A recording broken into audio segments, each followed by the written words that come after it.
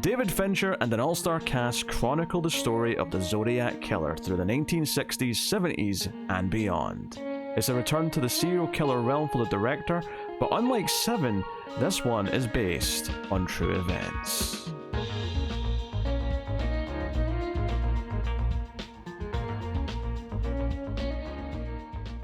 Welcome everyone to the Collector's Cut. I am Peter, and joining me as always is David. I went to the library. This is a movie podcast. We are working through the work of David Fincher, building up to his new movie coming out, The Killer, starring Michael Fassbender. But we've done Seven on Patreon. We did The Game. We've done Fight Club. We've done Panic Room. So this brings us to 2007's Zodiac, which is going to be the topic of today. We'll start spoiler free as we always do. I mean, obviously it's based on true events, so it gets a bit murky as what you count as a spoiler or not, but we'll typically not talk about how they handle certain things Right. Later in the story, certainly. But yeah, this came out in 2007. This felt like a movie that was, after a 5-year gap between this and Panic Room, it kind of felt like, the guy who made Seven was destined to do a movie about a true story like this. It was like, there was influences in Seven that were clearly taken from something like the Zodiac true story, so it made sense that he was the guy to sign up for this type of movie. I agree. Looking back on it, like having seen the movie now, I agree. But I think if I was just told, "Hey, the guy who made Fight Club and Panic Room is now going on to do a biopic of Zodiac," I'd be like, "That's a weird choice." But sure, why not? That's interesting you call it a biopic. I don't know if I'd quite call it that. I mean, I guess the way that I was always thinking of it as I was watching it is, this is like the true crime documentary, but just like slightly fictionalized. But if anything, I would say it's a biopic of what's his name, Robert Graysmith, Jake Gyllenhaal's character. It's more his, because the movie has to kind of, we don't know who the Zodiac killer is, really, for at least for a lot of the movie, and even when it does sort of give you a good hint, in real life there was never a complete confirmation of who it was, so it can't really be his biopic because we can't really say for sure who that was. But this is a movie that spans a big time period. I think what's interesting watching this now is, one, having Seven fresh in my head and a few other things, but also having seen the 2 seasons of Mindhunter that Fincher would go on to do at Netflix, which I liked a lot, and I'm kind of pissed still that he just kind of gave up and said, "Nah, this is a lot of effort. I'm not going to do any more seasons." Yeah, I gotta admit, I haven't caught up completely. I got about 3/4 of the way through season 1, and then I just fell away from it due to other reasons. So I've always wanted to go back. I need to sit down and rewatch it. So it's very much still worth watching. There is like one little thing that it keeps teasing that it's building up, where it legitimately feels like it's teasing this thing that it's going to build up over like 5-6 seasons. It's not the focus by any means, so it's not a big deal that it will never get continued. But it is kind of annoying because I'm like, you clearly had a plan that you were going somewhere with this. That the killer they were teasing in these little flashes was probably going to be like the big killer they go after in the final season. That would be the assumption, right? But nah, whatever. Anywho, yes, Zodiac. So based on a true story. I'm pretty sure when I first saw this, I had never heard of the real Zodiac. This was probably where I learned about a lot of this stuff. Obviously. This is something that happened in the late 60s and early 70s, so obviously well before our time on this earth. Right. But for me, I think I had heard of Zodiac before this, but only because I was a lot like Graysmith in that growing up I loved little puzzles and stuff like that. Oh. And so I came across, I think, Zodiac's code as I was like browsing online, and I'm like, "Oh, what's this? What's going on here?" And then of course in my 11-year-old mind, I'm like, "I could do this." It's like, no, of course not. But I gave it a shot anyway. I'm not even sure 30-year-old you could do this. I mean, if it's just the substitution cipher, if I really wanted to get down to it, I probably could, but there's a matter of how much time am I willing to sink into that, and the answer is not much. There you go. So yeah, I mean, I think one of the interesting things about doing these seasons where we're going through a director's work, it is quite interesting tracking their periods and like when they had like a taste for a certain thing that was there for a few movies and then they kind of moved on from. And we were saying during Panic Room that we couldn't really remember exactly what stuck around after, because Panic Room, Fight Club, they had a couple of things sort of, you know, that clearly he was into. And a few thematic links. Yeah, and this still has a couple of those things. I think the two things that are lingering here for me in this movie is however he shot Panic Room, he's still using for Zodiac. It still has that kind of digital noise, kind of griminess to it, which I don't think holds up very well because it does look like it makes it look a little cheaper than it should. Like if he had just shot this in traditional film, it would look better, right? That's not to say the cinematography is not good, because it is, but it's the type of cameras and like sort of recording that he's doing is just not holding up really in terms of like what other stuff. And maybe it didn't distract too much at the time, because at the time we were watching everything on like standard DVD more or less. Although this was just about getting into the HD era. You know, it didn't seem like that big a deal on DVD next to other movies, but you know, watching these now in HD or 4K, whatever, you know, depending on which ones are available, it does stick out a little bit more as like I'm glad this was a fad that directors kind of moved on from. Yeah, but that's there. The CG transitions are gone. There are a couple of establishing shots in this that are clearly CG. There's one shot in particular looking down at the Golden Gate Bridge, and the cars are very clearly these little CG cars going back and forth.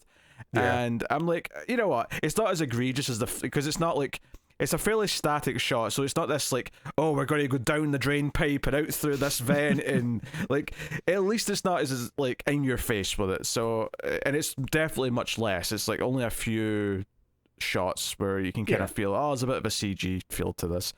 But by and large, this felt like it was kind of him. I wouldn't say going back to his roots, but he's definitely going back to some of the influence on his first big hit. And it feels like he's back in the serial killer wheelhouse. Obviously, there's differences because one was a completely fictional story where they had complete control over what the narrative was and what they were going to do with it. Here, they're basing it on a true story, so there's at least has to be some tether to what the real events were and what the structure of that is and what that says, you know, what the story's saying about things. Yeah, you know, it strikes me in the same sort of way, the way that Nolan did like Dunkirk or Oppenheimer, in that it strikes me as something that it really is a personal interest for Fincher, like the whole Zodiac case. I think it's something that he had in. Maybe it was when he was researching Seven, maybe it was when he was just, you know, doing it in his own time, but I think that he was really into the Zodiac case, and he wanted to make sure that when he put it to film, it was as accurate as he could reasonably get it. And I think he did a really good job at that. I think Oppenheimer's a really good... I was actually thinking of Oppenheimer a little bit while I was watching this, in that it's quite long. Yes. Actually, I thought it was going to be almost 3 hours. It turns out it's the director's cut that's just about 3 hours. The theatrical cut, which I watched, was about 2 hours and 35. So still very long. That's what I had. Yeah. But, you know... But much like Oppenheimer, this one doesn't jump around in the timeline really, but what it does do is that there's so many details and so many things they're going through that, much like Oppenheimer, there's no way we're going to go through this in order with every detail that they sort of go through. It's impossible. There's just too many of them. There's too many scenes to possibly do that with. So I was thinking a little bit about Oppenheimer in that respect as I was watching this. The fact that Robert Downey Jr. is in both, complete coincidence, but there he is. So, yeah, I mean, obviously, it's a story of the Zodiac killer, someone who was a serial killer, late 60s, early 70s, who started sending letters to the press, basically, you know, taking credit for the credit. It's very Riddler, and if it wasn't for the fact that the Riddler already existed for decades before this, I would have said the Riddler was definitely inspired by Zodiac. Obviously, I've got a feeling Riddler skewed more towards Zodiac after this. Yeah, but it's the question of... I've never personally read the Golden Age or Silver Age Riddler stuff. I don't know if he like did his crimes differently, but nowadays you can just imagine those stories of, Yeah, no, the Gotham Gazette or whatever gets a letter in the mail with a riddle on it. It's like, well, this seems familiar. I mean, the Batman, he was very Zodiac-esque in that. Absolutely, Like, it absolutely was. So, yeah. That's it. So we'll get our general feelings out of the way. We'll go down the major cast like we normally do, and get into just some things we can do without spoilers, and then we'll go into all that stuff afterwards. So, David, how do you feel about Zodiac? Well, Zodiac, just for complete discretion here, I have watched this one probably 3 or 4 times already. I enjoy this one. I think it is a solid film to keep coming back to because, strangely enough, it is so long and so dense. Like, it's not long because they're just padding it out with who needs this stuff. It is constantly throwing information at you and is more or less just, here's the facts of the case, constantly. So every time you watch it, I feel like, unless you're paying extremely close attention the first time through and like taking down notes, you can find new things that link to later things in the film. You can see these little links that they have in the characters' minds, but they don't explicitly say out loud. And I feel like every time I watch it, I get a little bit extra there. Watching it back this time, I do think that there is a point. I don't want to say third act because it's not the third act. There's a point in the second half of the second act, about an hour and a half in, where it feels like the momentum of the movie just kind of fully stops and they have to take a new avenue for like an hour before they finally get to a climactic point. Joe, it's funny you say this because I was watching this last night and I was getting hungry about halfway through, and there's a point, I think exactly what you're talking about, where it feels like it's like if this was a play, this would be where the intermission would be, and it felt like the perfect time to pause it and go get some food and then come back and finish it, because it really felt like it was starting like a whole new chapter, because there's a bit of a time jump for a start, but even just outside of that, it feels like a transition into the next part of the story. So I kind of get what you're saying there. Yeah, but that's the only thing that, looking back on it, on this viewing, that I can really point to and say that might be a major flaw in the structure of it, to just completely come to a dead stop and start with another thing. But then I view it through the lens of, this is how the investigation went. This is how, as they were breaking this down, things ended up going. And in that regards, I respect it all the more because it's, screw the way of normal structure for film. It's doing this as closely as possible. So I got to give Fincher some props for that. Yeah, I've got thoughts on that, but just general feelings. It's a good movie. Like it's you know, I saw it once before this. I saw it when it came out. I don't know if I saw it. I don't think I saw it in theaters. I think I saw it like at home the year it came out, and for whatever reason, I never went back to it until now. But I remembered liking it, and it is a very solid movie. The scenes where you see the Zodiac, you know, has like, you know, crime scenes, has murder scenes. Yeah, those are very tense and well directed. The investigation side of it is quite compelling. I do think that in the last hour, like, they start running through names and facts so much that it actually becomes quite hard to keep a track of what he's looking at or what he's looking for. You get the broad strokes and you get the important parts that actually like give you the solutions and things like that they're coming to. But it definitely, there was a couple of times where I'm like, okay, he's just said, what about this person? And I'm like, look, this name came up once like 90 minutes ago. I don't remember who you're talking about. But yeah, so you know, it's a bit dense in that, and I know it's because it's based on a real case.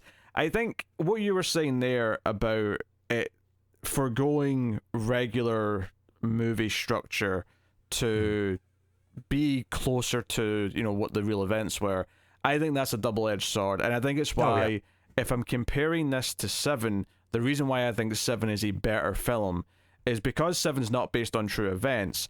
It crescendos perfectly, and the story's constructed so you have the build, you have the payoff, you know, you're at your most tense going into the third act, and then the final moments like kind of like punctuate the whole thing. Whereas with Zodiac, and this is something that I feel about, it's funny you said biopic earlier, even though I wouldn't call this a biopic, but I would say I feel this about biopics generally, is that because you have to follow the events of a real person, you don't get to actually have a satisfying movie structure. And I don't think this suffers too much from that. I think this is still a very compelling watch. I think this is, as far as comparing it to other like movies like that, I think this is very high on the list. But I do think if I'm comparing it to Seven, because naturally, you know, as we talk about Fincher's movies, we're going to be sort of internally ranking them in our heads, and you know, we'll be slotting them in places. And if I'm arguing why I think Seven's better than this, I think it's that. I think it is. It's more of a character story for the two main characters, where there's an arc and there's a payoff. Whereas this, you know, I enjoy the characters in it. They're very well portrayed by the cast, but they don't quite have the same beginning, middle, and end, because it is based on a true story where they didn't just have a neat character arc. It didn't just, you know, come to a satisfying conclusion. And that's part of the point, I get, you know, but again, if I'm comparing the two, that's where I'd come down on. But it is very good. I think it's very well directed. I think the case is compelling, and you know, it is an interesting slice of history that seemed worth making a movie about. So yeah, in regards to what you said about the character arc thing, though, I think the acting in this movie is some of the best that I've seen in this like type of movie, because a lot of people, whenever they are putting on, you know, they're portraying a real person, they seem like they're more focused on the mannerisms, or they're more focused on just trying to imitate the person themselves rather than playing an engaging character. I think that these people, whether or not they're imitating the real people, they are very engaging as characters. Sure. I'm very interested in each of them. But with what you were saying about character arcs, I think Jake Gyllenhaal's character is the only one who even has half an arc, if even. And like the thing that comes to mind is at one point in this movie, there's a cop character who is accused of basically forging Zodiac letters. Seems like it's going to be a big deal. Ends up resulting in nothing. Yeah, honestly, at least narratively. It's based on a true story. It does that thing at the end where some text comes up saying, you know, blah blah blah is now doing this, and blah blah did this. When it mentioned the person who was accused of this thing was acquitted of it, I went, oh yeah, I forgot that was like I'd literally forgotten it, because it was such a unimportant detail in the scope of the movie, even though it feels like a big detail if you actually stop and think about it. So I think that's a fair point. So yeah, as far as the cast goes, since we're kind of taptoeing around them, Jake Gyllenhaal plays Robert Graysmith, who's a cartoonist at the newspaper. And that's one of the interesting things about this movie as well, actually, is that he's kind of introduced like he's the main character, but then he's kind of left behind when we eventually get introduced to the main cop, which is played by Mark Ruffalo, because it becomes about the investigation, and then it swings back to Jake Gyllenhaal later on when the case kind of goes a bit cold, but he's still kind of obsessed with it and wants to try and, you know, help solve it. So it does have this kind of weird push and pull between which character is driving the movie at any given point. And then the other big name in it you've got is Robert Downey Jr., who plays the reporter who does the crime stuff at the newspaper, Paul Avery. So those are your big three, but there's actually a lot of other faces in here that are definitely worth mentioning. Anthony Edwards is Mark Ruffalo's partner, as a police officer. Brian Cox shows up in an interesting role. There's a reference he makes, or a character makes, about him at one point, and I went, wait, what? And I googled the real guy, and I went, oh yeah, this lawyer was in an episode of Star Trek. Fair enough. Does he look anything like him? Was it anything close? I would say it looks like the real guy was a bit chubbier, I would say, but you know, fair enough. But Brian Cox is a great actor, so I'm not mad at him popping in for a spell. It was just funny though, because he says, "Oh, it's a shame about Star Trek," and I went, "Oh yeah, this is 1969. It just got cancelled." Yeah. What a slice of time period here. We have John Carroll Lynch as one of the suspects. He's good in this, and I have seen him in other stuff since this, and he tends to be he's more of a character actor in most things, really. Here it feels a little bit different because of the type of role he's playing. Chloe Sevigny's in here as a love interest for Jake Gyllenhaal. We have some other notable faces popping up in small roles. Dermot Mulroney's in here as a cop.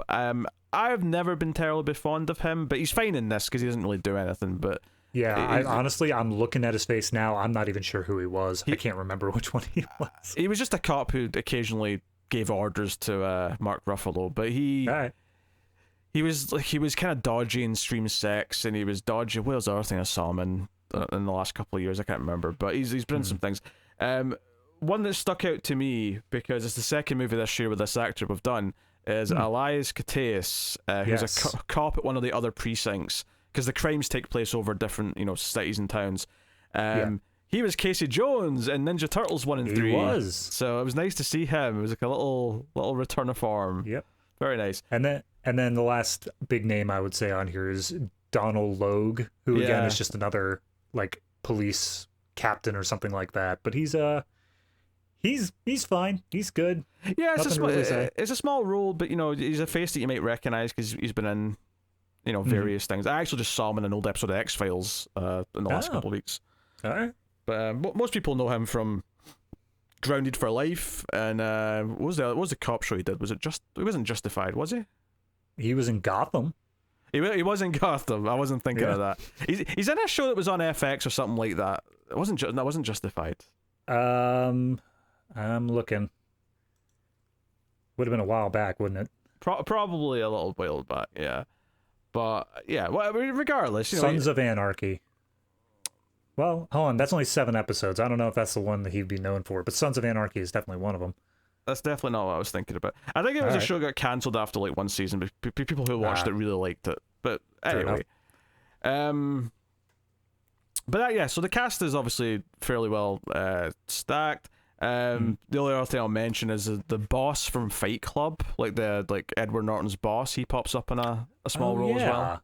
I completely missed him, but you're right, that is him.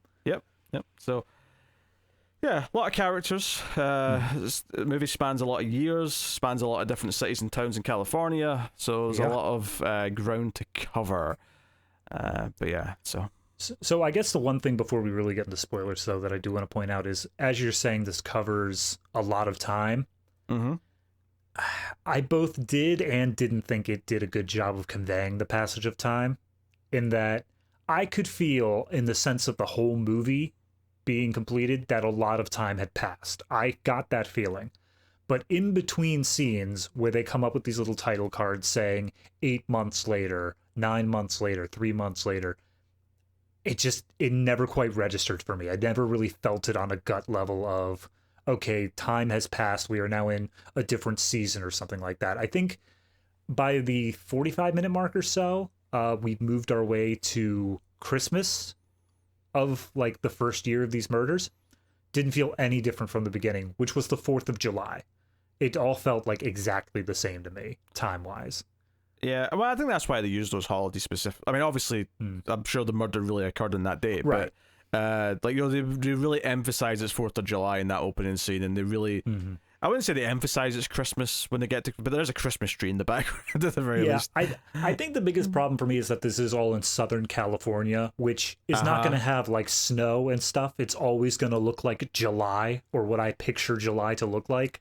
So it's hard to get those sort of visual cues of it's winter, therefore there's snow sort of thing. Yeah, I think that's fair. Yeah, I mean, honestly, there's not a whole lot of other things they probably could have done here.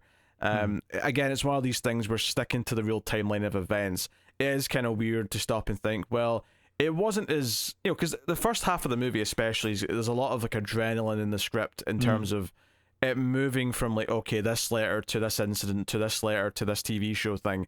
And in real time, these were spread out over a year or whatever. Yeah. There was a lot of downtime in between where they were having time to think about it and theorize and whatnot, and the movie has to kind of speed through that, and it feels weird to say it's speeding through something because obviously it's such a long movie, but it is relative to the time that it actually took place over. And at one point there's like a 4-year time jump, and it's like, but see, that's the sort of thing where I think they should have gone the Avengers Endgame route, where throughout the rest of this movie they could have had just these tiny little subtitles saying 8 months later, 3 months later, fine, whatever. But whenever they made those big jumps, those years later ones, those are the ones I think they needed to really emphasize and pause for and say, hey, a lot time has passed since you've last seen these characters. Instead, they used the same titling sequence, and I never quite internalized that this is any different than the other time jumps. And you look at just a plain black screen with big text saying 4 years later. To sort of really go boom. and like, okay, time has passed. Let's see where everything is now. Yeah. I think that's fair. So, yeah, I think we'll have to say spoilers just so we can freely jump around and talk about things. So, spoilers for Zodiac if you have not seen it. The first thing I want to bring up, funnily enough, I'm jumping right into the middle of the movie here, but okay. I want to bring this up because it felt weird because we're almost at about a year of doing this show. Yes. I mean, this will be going out, I think, towards the end of October. This is the last week of October, yep. Yeah, and we started November last year. Our first episode, those of you who may recall, was Dirty Harry, which I do remember talking a little bit about how, oh yeah, some of this stuff with the killer is kind of inspired by Zodiac. I don't think I remembered for a second that Dirty Harry comes up in this movie and like some of the characters are kind of pissed because there's already a movie where a hero cop like takes out the killer and we're still trying to figure out who this asshole is, and seeing those reactions and how it's referenced even later on in the film, because it cuts to that, because they say they're going to the movies and it cuts to like a scene from Dirty Harry and I'm like, wait a minute, this is all clicking for me now. It doesn't even reveal it's Dirty Harry at first. Like if you've seen Dirty Harry, you know it. But yeah. It's a letter from Scorpio saying how he's gonna like shoot a bunch of kids on a school bus, and I'm like, that seems really familiar. Have we watched this movie before? And then it exits the theater and shows Dirty Harry. I'm like, oh yeah. I immediately noticed what it was and just sort of like I got like, it feels weird to say I had like a fist pump moment, but I was like, oh shit, we're coming full circle here, baby. Perfect timing too. It's Dirty Harry. And I don't think it clicked in my head that Zodiac, because I'd been so long since I'd seen this, I didn't remember that was so heavily focused around San Francisco. So the fact that Dirty Harry was also set in San Francisco and took a lot of influence from it really sticks out. Because when you think about it, Dirty Harry came out in like 70. I think they fudge it in this movie actually, because I think they go to see it in 72 as if it's new, but it's actually a 71 movie. But whatever, it's not, it's a slight fudge. Well, I mean, back then movies also had a different release sort of schedule because there was no such thing as home media either, so it could have been like on a re-release or something. That's true, but it is San Francisco, and the way the theater was packed made it feel like it was opening weekend. Yeah, for sure. But I mean, it's not a big deal. But it does make you think about how, like, when Dirty Harry was being written, right, it came out in 71, which means it must have been written in 69. That Zodiac stuff must have been like fresh and ongoing. Like it must have been actively in the papers when they were writing that script. I don't know, it blew my mind a little bit when it popped up in here. And I think I especially appreciated that, Dirty Harry was very much this almost fantasy of like, you've got this character who's going to break the rules to do what's right and take out what is effectively the Zodiac killer.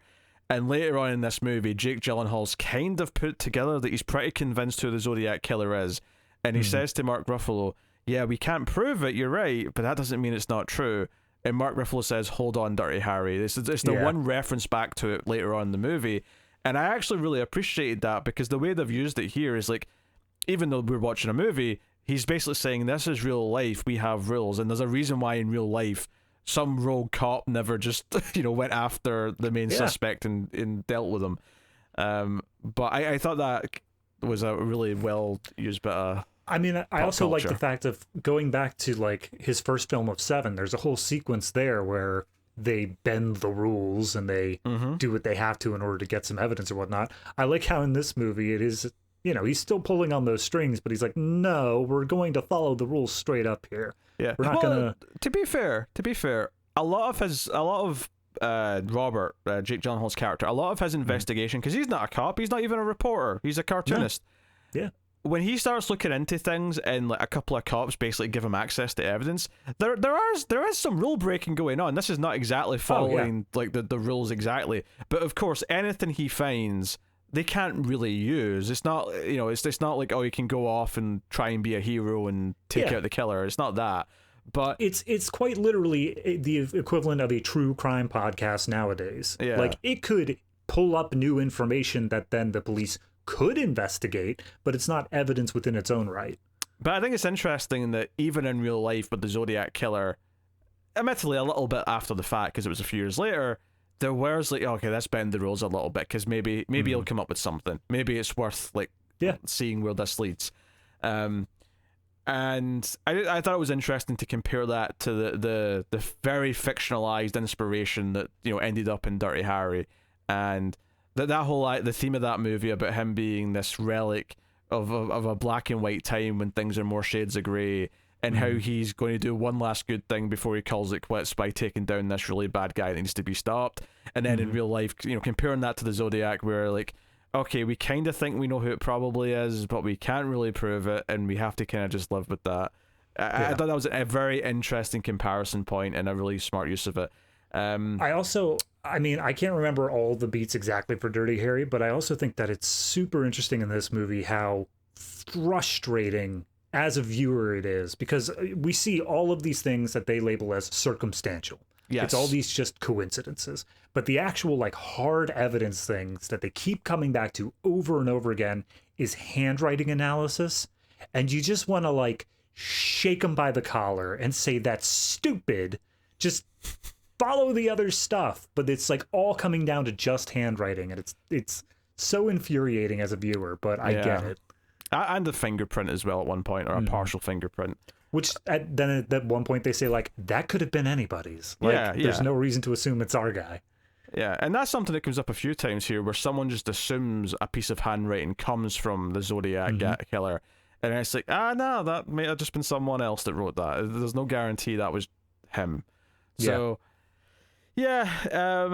obviously, part of this is the feeling of frustration when you feel like, wait, they've basically got this solved, but obviously, we did on the Criterion cut, we did 12 Angry Men, and like in my head I was imagining, okay, this case goes to court with all the evidence we've seen, and I think as a viewer we're pretty convinced of who someone is by the end of this movie, but then I imagine those 12 Angry Men in the room and being like, yeah, but we can't explain like most of this away. But I think this taps into the idea that, like, and I'm not saying I have this, obviously the movie's presenting it to me and present it in a way, but there's the scene where they go and interview who ends up being like the main lead suspect, and that's Arthur Lee Allen, played by John Carroll Lynch. When they eventually like sort of track down this guy's name and they realize, oh, he could be a suspect, and Ruffalo, his partner, and I think it's Cateus, his character who's there as well. They all go to see him, right? And they sit down and talk to him. They pull him out of his work, and this guy is flaunting the clues in their face, and like this was the part that made me think of Riddler more than anything. Is that he's flashing the Zodiac watch at them, right? He's and as the camera focuses on his shoe at one point, because one of the evidence that we found at a crime scene earlier was a footprint of a size 10 whatever, and it was like he's basically taunting them in plain sight. He's basically saying, I'm the killer and you're not going to catch me, without saying those words.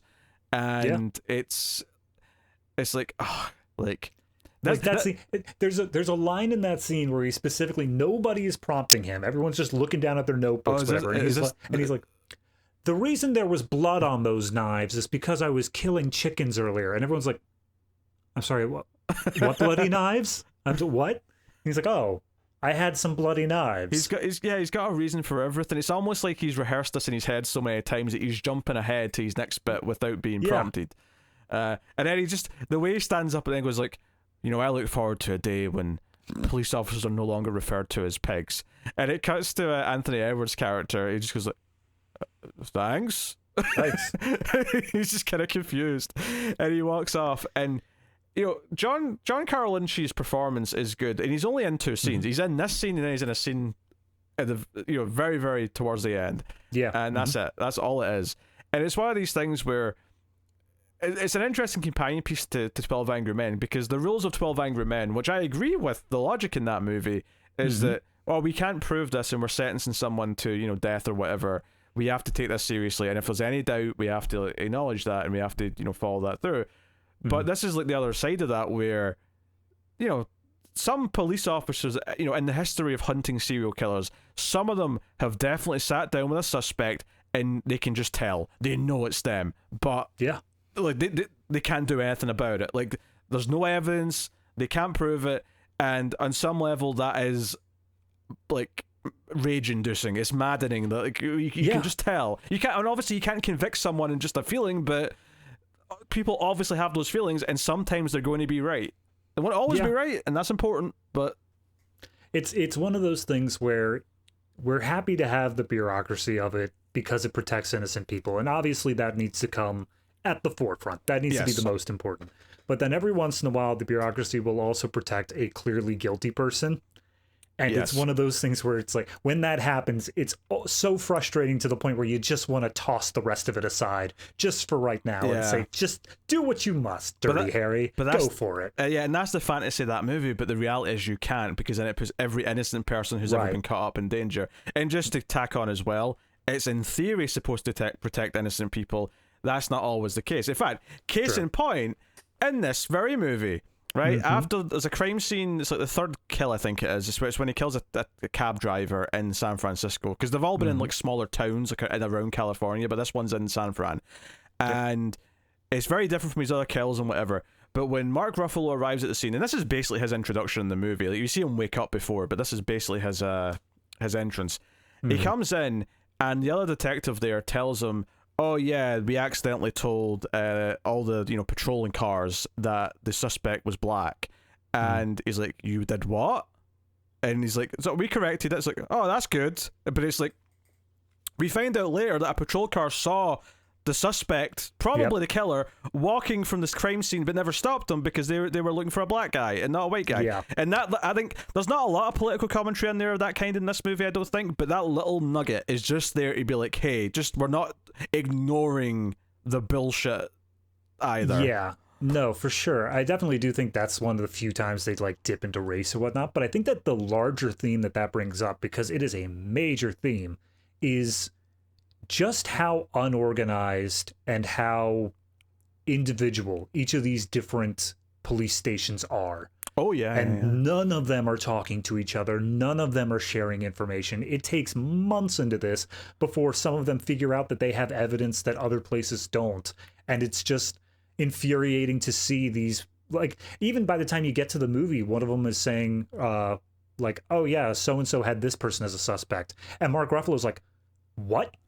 Why were we never told about this? Even late on, when Gyllenhaal's given him his findings and he's got these like a few smoking guns that he's talking about, one of the things that he's got, he's like, wait, where did you get that from? And he's like, oh, from this other precinct. And he's like, they had that this whole time? Yeah. Like, he has that reaction.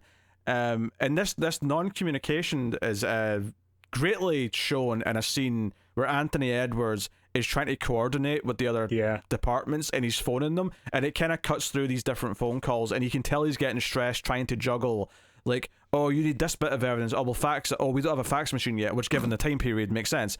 It's like, okay, I'll mail it, and I'm like, you have to wait for the mail to like show this other department evidence? I guess it makes sense because it's 1969, but Jesus Christ, the whole thing is this mess. And the other big thing on this subject of like these pieces of evidence not being shared properly, and Mark Ruffalo's character not even knowing about whatever the thing was in the other department, that was relating to the fact that one of the victims probably knew him, right? It was like someone in her life, which we saw Insomnia. It usually starts with someone they know. But the thing that I was thinking about throughout this is how much of this movie, and indeed the real thing, as they were like interviewing witnesses or character witnesses or just people who might know a suspect or people who might have known someone who knew one of the victims, so much of it in this movie it was frustrating me. I get it that it's probably true of the time period, but it was so maddening to me that they never had a photo to show anyone of anyone. Like, everything was very much, oh yeah, there was this guy and he was kind of stocky, white with dark hair. I'm like, okay, but there's points later on where it's like, someone saying, yeah, she knew this guy and he looked kind of like this, and I'm like, and I couldn't help but feel like the first time the cops in the middle of the movie go to speak to Arthur Lee Allen, I get that there's probably a rule saying they can't just whip out a camera and take a photo so they can show it to people. But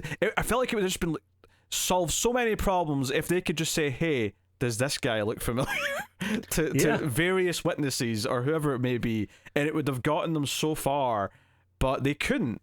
And part of that's the time period. These days, everyone has at least some like one photo online somewhere that they'll be tracked down or something, right?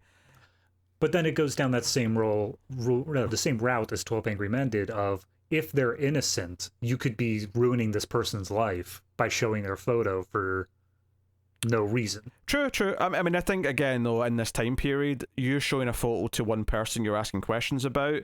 In the time period. It doesn't spread around like it would today and, like, get someone, no, for sure. So it was obviously it's a very time specific thing, but it was like in the same way that if you watch really old detective stories before they even had fingerprints, you're like, my god, how did they do this? Like before they had these basic tools.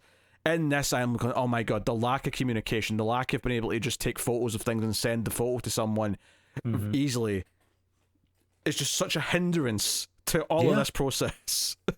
This is the sort of thing where it's also, at least in the United States, the way it works is that the FBI only really gets involved if they cross state lines. So because this person stayed in California, like if the FBI had come in, they would have been able to contain all of this, get all the information, and have it all pulled out. But because he stayed specifically in California, it ended up being these tiny local little sheriff stations and police precincts that were dealing with each of these individual crimes rather than the larger ones.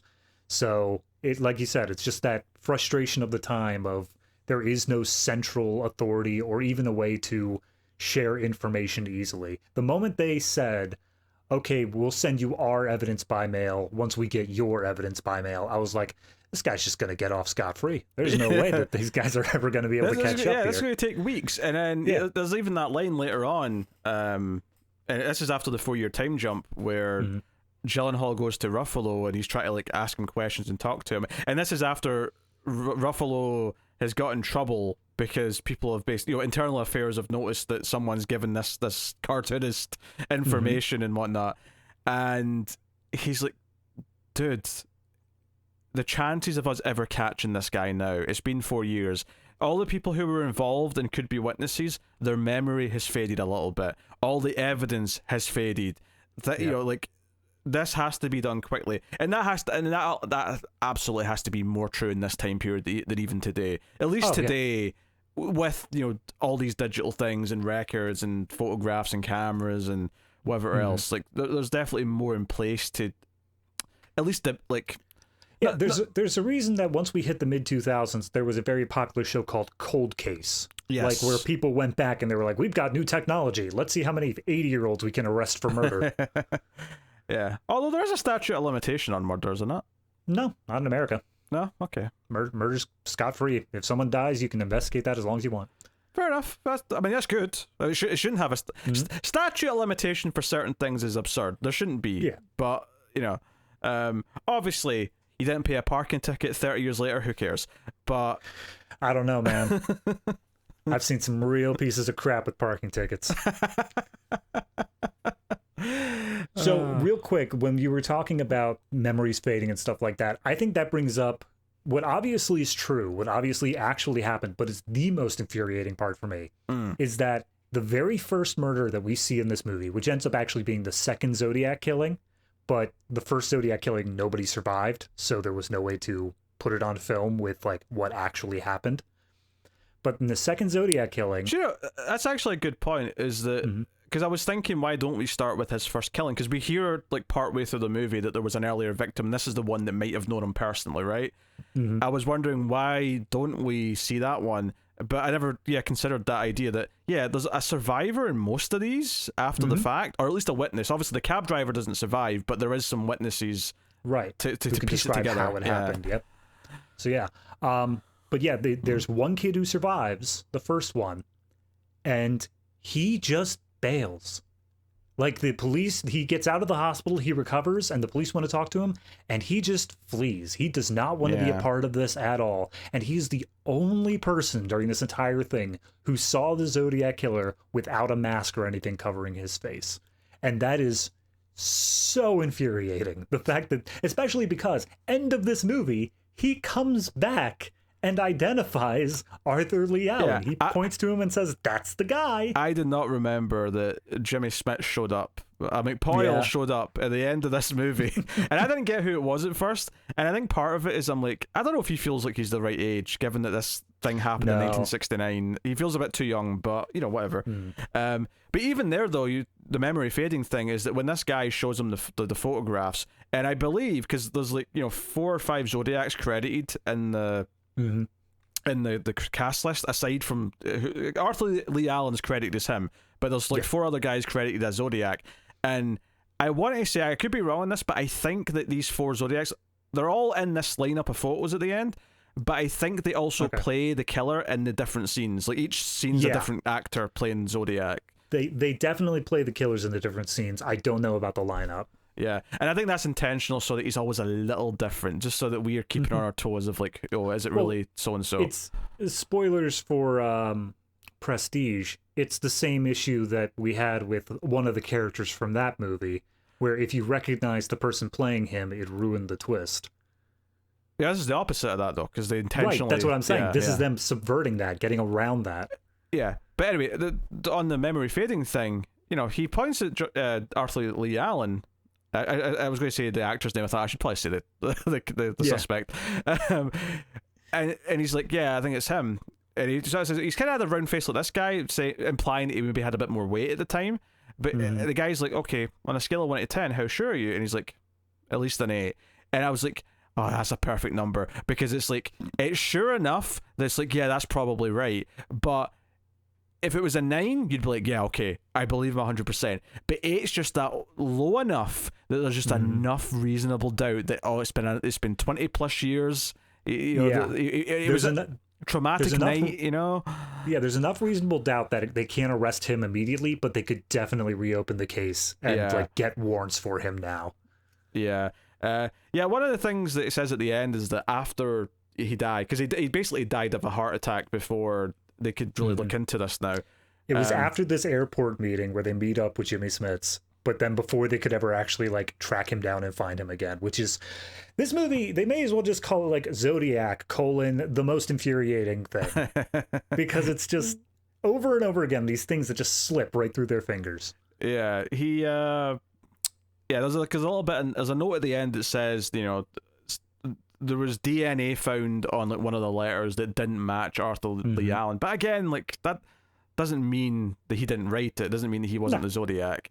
Not to mention that a lot of the letters, as mentioned in the movie, were not him. Like, a lot of copycats started sending in fake Zodiac letters. Well, see, I didn't get that.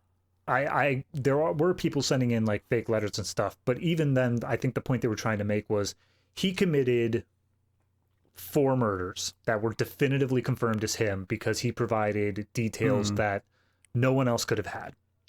But then at a certain point, after he fell out of The View for a while, he started sending in a massive amount of letters. I think they said 4 over the course of 3 months. But every letter he sent in specifically had only details that were in the newspapers. Oh, okay. He didn't provide anything new. Okay, so it was still him, but he was sending in letters for crimes that he didn't do to try and stay relevant, effectively. Okay. Yep, exactly. But there were copycats as well, right? I'm sure they said that. Oh, yeah. There was an entire sequence when they were interviewing people, and one lady came in being like, I'm the Zodiac. It's like, okay, well, how did you kill people? And we'll talk about it separately, but the guy who called it the TV show wasn't really him either. Right, exactly. Yeah. So... yeah, so you've got all these elements, and I will point out I don't know much about anything else other than this movie as far as the case goes. I am aware that there has been books written. I don't know if it's after this movie or at least since the 90s, but there are books that make strong cases for why it's not Arthur Lee Allen. There is definitely a school of thought that it is someone else. Oh yeah. So I guess it's one of those was there a second man who killed JFK kind of thing? It's one of those. One of the points that it's obviously shut down in the narrative of the movie, but Jake Gyllenhaal gets home at one point after investigating some stuff, and he says there's got to be 2 killers. There's no other way to explain it. There's got to be 2 killers, and then he kind of just drops that. But it is one of those things where it's like, okay, is there ? Question mark. I mean, it certainly might have explained some of the conflicting evidence. Yeah. But yeah, so.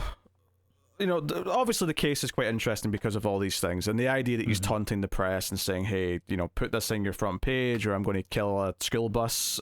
I mean, full of yeah, kids. is it worth to just really quickly go through the different murders that he definitively committed? I think we absolutely should talk about those scenes, if nothing else, because those scenes are well. I mean, the movie opens with the 4th of July, 1969. I want to say. Yep. And it's just this young couple who, they referenced that she has a husband in this scene, and then later on they referenced that she had. No, it was the one who killed first that had multiple boyfriends, even though she was married. No, it was her. It was her. Was it her? Okay. Yep. So it was this idea that I was thinking, because it's the 50s and because they kind of look like high school kids in movie terms, I thought they were that age, but clearly, obviously, they're a little bit older than that. But this scene's really well done. The car pulling up behind them when they're parked and like just sort of sitting there for a minute and then going away. And you can see the fear on the girl's eyes, not in that she's afraid of this stranger coming up, but just the way she like mutters things. She may recognize who this is. Yeah. Like the boy asks like, "Oh, who was that?" And she's like, "Don't worry about it. He's gone now." It's like, "No, who was that?"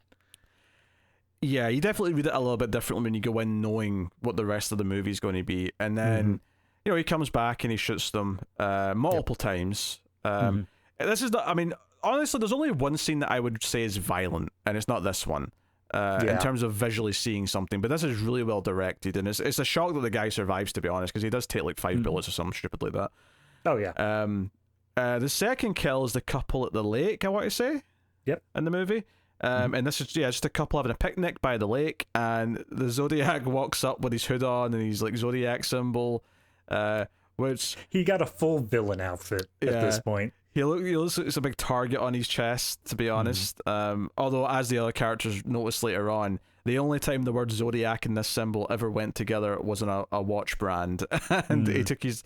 And there was see when he was like calling in and stuff, and admittedly it ended up not being the actual Zodiac calling in, but I was sort of getting this impression that he's not the Joker, but he wants the public to think he's the Joker.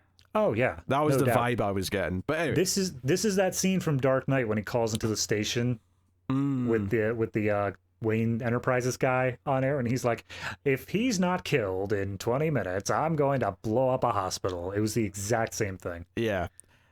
So this is the scene that I think is quite violent, though, is this kill by the lake. There's a lot of begging, and like the guy's trying to like just sort of give his wallet over as if they're being mugged or whatever, and he ties them both up.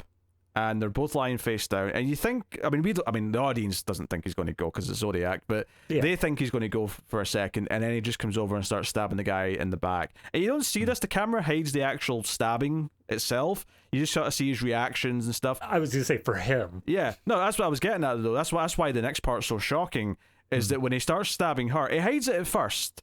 It's not until he kind of flips her onto her side so he can stab her in the front. And you actually see like 3 or 4 stabs, like just really brutally in the front of her. Yeah. And I'm like, holy shit, that felt really brutal. And it's almost like he's escalating, because the first kill was just a gun. It was, very this very almost detached thing. Whereas this one, he wanted to, feel them die in his hands kind of thing. He wanted the visceral side of it. The escalation. So yeah, that's the second big crime scene. The third one's the taxi cab, which is kind of just like a sudden, like, Yeah, it seems to be, there's apparently some kids in a building next door to him, and they called in saying it's just a mugging. They think that this guy's just being held up.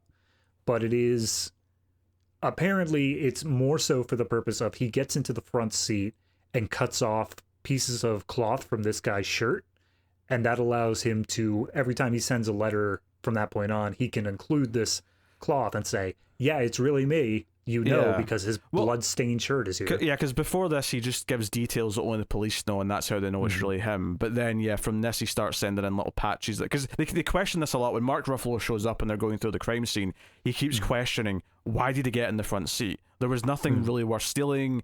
He probably got himself covered in blood for no reason. Like, why did he do it? And it's because, he wanted this trophy. Not even for trophy's sake, just to use it as a, like you say, like a proof.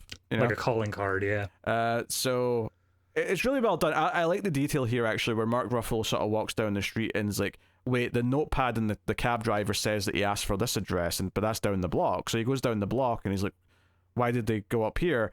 And then he realizes that where they stopped originally was very well lit. The street lights were really illuminating that corner. So he's clearly said, "Oh, down to the next corner, please," or whatever, to make him go into the darker part of the street.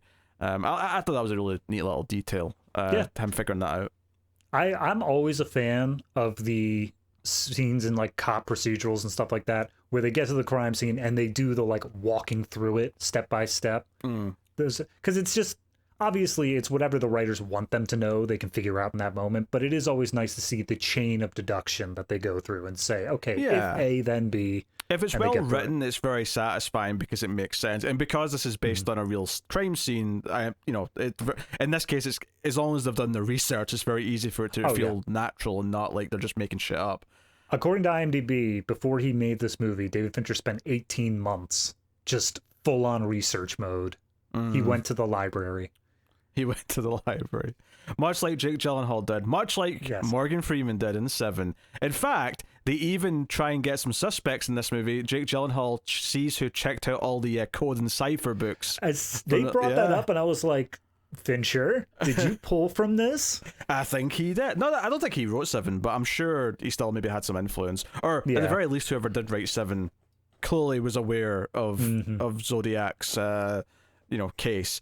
Yeah, probably read the Zodiac book by Graysmith. Yeah. Was there another kill after this one that we see? So there wasn't a kill, but there was the scene with the mother and her baby on the car side. Oh, yeah. This is a great moment. So, yeah, this woman... Well, she doesn't even break down. She's actually just doing fine. And for some reason, and I feel like no one would do this today because we're all more aware of serial killers and rapists and shit. Yeah. But for some reason, she pulls over for a car behind her who's signaling her, even though it's not a police officer. And the guy comes up, and we're thinking Zodiac, and it's not showing his face. And he's like, "Hey, your back, right tire's like loose or whatever. I can, fix that for you." And she's like, "Oh, would you if it's not too much trouble?" And obviously, I'm looking close. I'm like, he's loosening that. He's not tightening jack shit.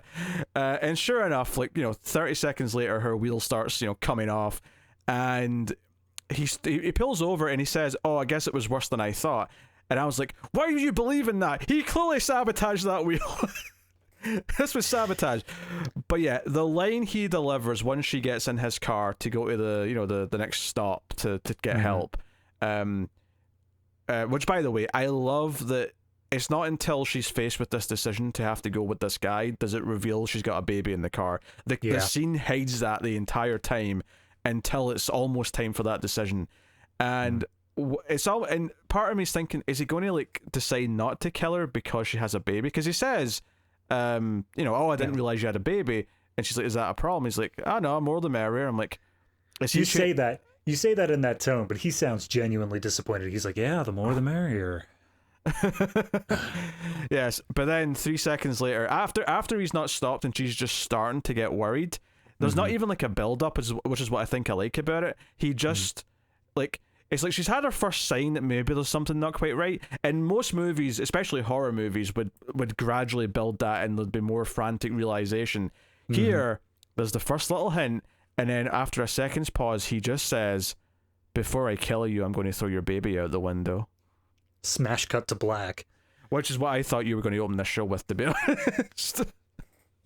I was thinking about it, but I wasn't sure if that would count as a spoiler. So it turns out that this woman, to save herself and her baby, dove out the car herself, holding the baby. And again, much like it hid the baby before, when these random passerbys, a guy in a truck and a woman in a car, stop to see her at the side of the road, and she mentions her baby, they're like, "Where's the baby?" And again, it's hiding it from us. And it turns out she's hid it in a bush because in case she was worried the guy would come back. But but there's that moment of tension, wait, and it's almost like this close call is what maybe made him slow down because it someone got away, Well, yes and no, because the part that they get to later on in this is Robert Downey Jr. talking to Jake Gyllenhaal, and this is the first time where he points out he doesn't give any new information in his letter. He sees the story in the newspaper, he compares it to the letter, and all the stuff in the newspaper is also in the letter. Oh, so you don't think this is him then? I think it, because the movie shows it, I think the movie believes it's him, but I think that they also point out there is no direct evidence to say that this is actually Zodiac.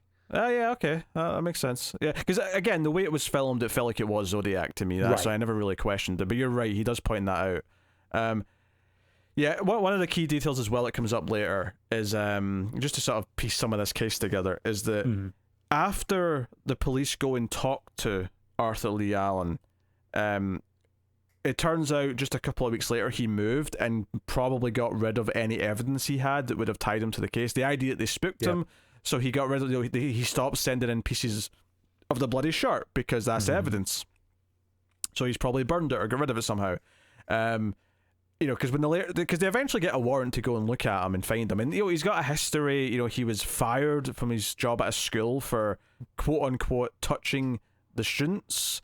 I like how the movie questions that phrase for a second. He's like, oh yeah, he was touching the kids, and the other cop's like, well, touching, and it's like, I'm sorry, is that not a well-known euphemism at this point? I feel like that's, when you say that, that's exactly what you think it is. I feel like it's probably, I think it's a combination of the time period where the idea of pedophiles was not as documented. Like, they do use that word later on, but I do wonder if this hush hush, we don't want to just say that, is definitely something. Maybe I can believe that's fair. Time period. I guess I would picture it more in the 20s, 30s rather than the 70s, but I guess it probably would have been at that time as well. Yeah, so they mention that. They also, one of the big things that Jake Gyllenhaal kind of discovers when he sort of takes over and looks, because he tries to convince Robert Downey Jr. to write a book about the Zodiac to maybe uncover more information, and he at this point is playing Robert Downey Jr. before he went to rehab and has no interest in doing that. So Jake Gyllenhaal starts investigating things, and some of the things he discovers is that yes, the killer probably knew his first victim, and at one point he goes to talk to Clea Duvall, who was in an episode of the hit television show Buffy the Vampire Slayer, Out of Mind Out of Sight, where she turned invisible because no one noticed her, and I think that's funny because I forgot she was in this movie. So it's perfect casting. And yes, it very much sounds like Insomnia or a Twin Peaks, where it's like, yeah, she had this older kind of boyfriend, and he came to this painting party. And this painting party's been mentioned a couple times where, she had people around to help her paint the house, whatever. And well, they specifically mentioned that there was a guy named Lee there, but because all of Jake Gyllenhaal's investigation at this point, which we'll get to, has transferred over entirely to a new guy named Rick Marshall. Yeah, so we're going to get to him, yeah, for sure. Yeah, but because it's totally transferred over, he sees this thing about a guy named Lee, but he just gives it no mind because he doesn't know about Arthur Lee Allen. He is focused entirely on this Rick Marshall character. Yeah, but when he goes to talk to her, and at this point he's so convinced it's this Rick guy, because we do get a creepy scene where he goes to he sees this guy because who knew Rick, who knew Rick, and even thinks this guy himself might be the killer at one point, because that's the creepy scene where he's at his house, because this guy says to him, hey, yeah, I've got more, because basically they think the Zodiac killer used to draw these movie posters for this little theater house, and he meets up with this guy who used to run this place, and the guy's like, hey, let's go back to my place. And I'm like, Jake, especially since at this point they've made it very clear that Jake Gyllenhaal's character is getting anonymous phone calls of someone breathing. His wife has left him now because she's terrified that the Zodiac's going to come after their family, because he clearly pays attention to who's talking about him and who's looking into him in the newspaper. And he goes to this guy's house and he ends up in his basement, and he keeps saying, yeah, we think the handwriting on this looks kind of like the Zodiac, it's the closest match. He's like, oh no, Rick didn't write that, I did. And it's just this moment where he's like, oh shit. I get that it's for the purpose of the scene. Yeah. But this guy could not try to be more creepy. He is doing nothing to help his image. He's like, yes, let's go down to my deep dark basement and I'll talk very softly and calmly. Yeah, as I stare at you. He also smirks as he's letting him out, as if he knows he's scared the shit out of him, which does make him look kind of guilty in a weird way. Oh yeah. Even though, yeah, everything else points to Arthur Lee Allen, because that's the thing. Clea Duvall is trying to remember the name, and Jake Gyllenhaal at this point is, because he got scared by this guy. He's so convinced it was this guy named Rick that she's like, no, it wasn't something like Rick. No, it wasn't that at all. And Jake Gyllenhaal almost starts arguing with her. He's like, no, it was Rick. It was definitely Rick. Tell me it was Rick. And, it's like, and she's like, no. It was Lee. It was a guy named Lee. And then the light bulb goes off. He's like, wait a minute. There's a guy named Lee. And a lot of these, the main suspect they had before this was a guy named Lee. So that sends him down that rabbit hole. And what he discovers is that compared to the first victim in the movie, he lived... Because as he points out to Mark Ruffalo, this is what really makes it convincing, is that these crimes have all taken place over all these, different towns and cities, over hundreds of miles, effectively. This first victim lived 50 yards from Arthur Lee Allen. He was down the street, and he's like, wait, what? He's like, yeah, I walked it. It was 50 yards. Yeah. And it's like, okay, this is pretty compelling. And this is basically, in this scene, they're both convinced it's him by the end of the scene. But as we pointed out earlier, we can't prove any of this. This is all circumstantial. It's like, you add it all together and we're pretty convinced. And obviously Ruffalo at this point has met this guy once and was pretty hell-bent on him as well. Oh, yeah. But I especially love, earlier on in this movie, we had Chloe Sevigny, who is the girlfriend / wife, depending on where we are in the story, of Jake Gyllenhaal. Yeah, Jake Gyllenhaal starts off as a single dad who's divorced, and then he meets her, early Sean, and then obviously they have a kid, they get married, and then she leaves him because he's obsessed with the case. Yeah, and that's one of the scenes I enjoy here, because it basically lays out what is Jake Gyllenhaal's goal here. As a character, what does he want? And it's not even to catch the guy. He specifically says, I need to know it is a specific person, and I need to see that person face to face. That's it. That's all I require from this. So when we get to the end bits where he's convincing Mark Ruffalo that here's all the evidence we have laid out, like, I don't care if it's enough to convict him. Just tell me that I'm right. Tell me that I have enough evidence that we have gotten to the point where it is beyond a reasonable doubt this man. And then I'm going to go and find him, more or less, just to look him in the eye. Oh, it takes him some time, because he writes his book first, because we see the book later. But he goes, because I think when he goes to see him, it's like 1984. It's another big time jump before he goes to see him. 1983, yep. Or 83, sorry, yeah. And like he's working, Arthur Allen's working this like hardware store, and Jake Gyllenhaal goes in, and after Allen says, "Hey, can I help you?" he says, "No, I'm fine," and he just stares at him. And like the scene definitely plays like Arthur Lee Allen has realized who this guy is, and the eye contact they share is very intense. And this is effectively the ending. Obviously, we have the coda scene in 1991 where we interview the first victim that survived, but this moment is kind of like you say, the climax for his character. And I think he seems to believe this. In fact, one of the notes at the end is that ever since Arthur Lee Allen's died, the real person, Robert Graysmith, has claimed that he was getting these like phone calls that were anonymous, that were just breathing for years. And when Arthur Lee Allen died, they stopped. In fact, they also mentioned earlier on when he was talking to Ruffalo that the letters and stuff, there was a gap where whilst he was in prison for something else, all the letters stopped, and then as soon as he get out, oh, here's another letter, so there was a lot of things lining up where it got pretty convincing. I mean, if I were a jury member, unless a defense lawyer did a hell of a good job of pointing out inconsistencies, I would convict. I think with all the evidence that's presented in the movie, I'd be like, yep, that seems... Maybe we'll have our own juror number 7 or whatever that stands up and throws out whatever, but I think I'd be 100% in on that. I do think that, the movie certainly believes that it's him, I think. I think that's even though the movie does make it clear that it was never completely proved, and there is definitely a little bit of wiggle room to never be completely sure, the movie, I think, definitely comes at it as it was this guy. And I know that, that makes it maybe inherently slightly biased, because that's what the people making the movie seem to believe.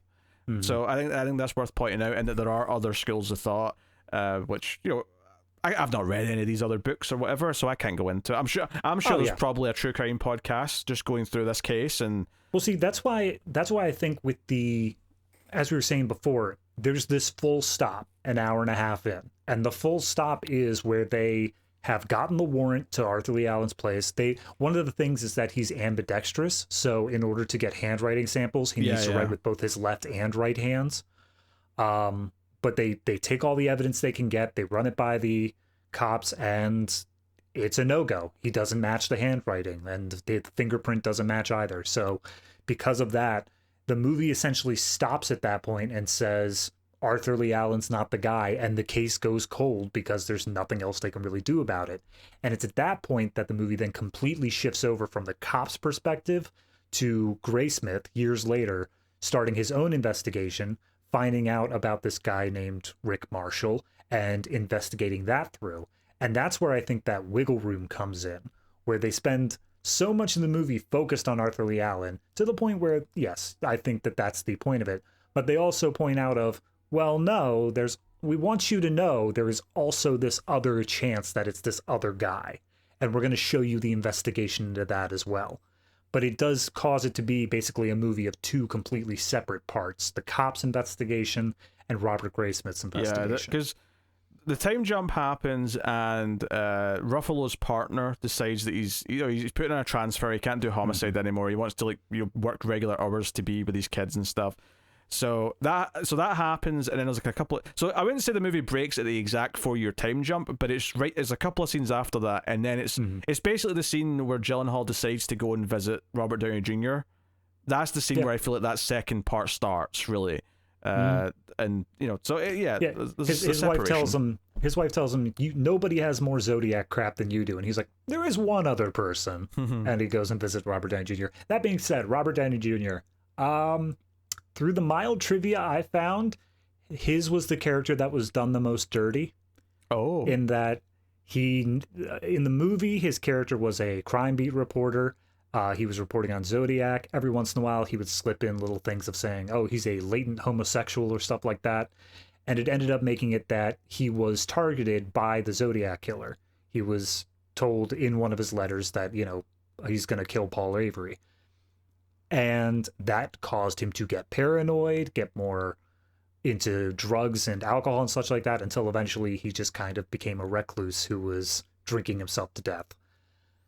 None of that. I mean, he was accused by Zodiac, like he was targeted, but he was fine after that. He continued to be a reporter for many years, and he never fell into alcoholism or anything like that. So I understand it from the point of a character arc of we have to inspire Graysmith to make his own book, but it does seem to be a pretty major deviation for a movie that supposedly follows very closely to what actually happened. Yeah.